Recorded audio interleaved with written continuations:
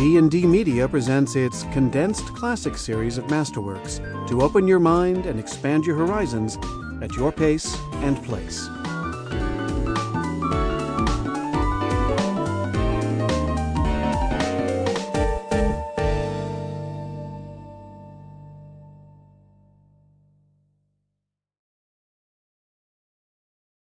The Prophet by Khalil Gibran.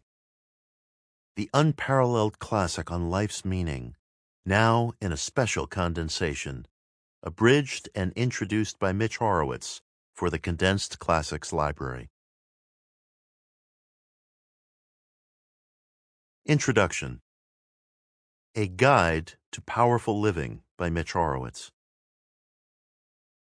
Poet Khalil Gibran's The Prophet is probably the most widespread and influential work of modern inspirational literature.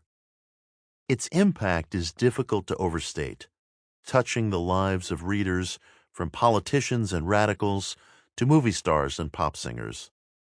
The Prophet impacted the revolution in alternative spirituality that was traveling the globe when the book first appeared in 1923. It impacted the beat culture of the 1950s with its calls for a boundary-free search for truth. Its spirit of love and rebelliousness influenced the Woodstock generation. And today, it remains a standard work for people who consider themselves spiritual but not religious. Yet it also finds a place on the bookshelves of traditional seekers, since none of its principles run counter to mainline religion. Gibran's brilliance in writing The Prophet, in which an unnamed figure delivers a series of aphorisms to a group of villagers, is that he distilled the highest and most universal principles of all faiths, East and West, ancient and modern. That his book resonates so deeply with readers of diffuse backgrounds testifies to the truth sensed instinctively by so many people and enunciated within the book's pages, that issues of doctrine and dogma aside, there really does exist a common core of ethics and values at the heart of the world's enduring faiths. This core is distilled in The Prophet. In terms of meaning and influence, I group The Prophet with works like the Tao Te Ching and the Meditations of Marcus Aurelius. All of these expressions have attained posterity because they return us to what was being sought from religions before religions themselves were formed. In essence, The Prophet is a guide to ethical living. The purpose of my condensation is not to replace the original, which no book can do, but rather to distill the poet's most poignant and applicable ideals. That you can experience the book in a single sitting makes me hope you will become a lifelong reader of it and also venture into the original text.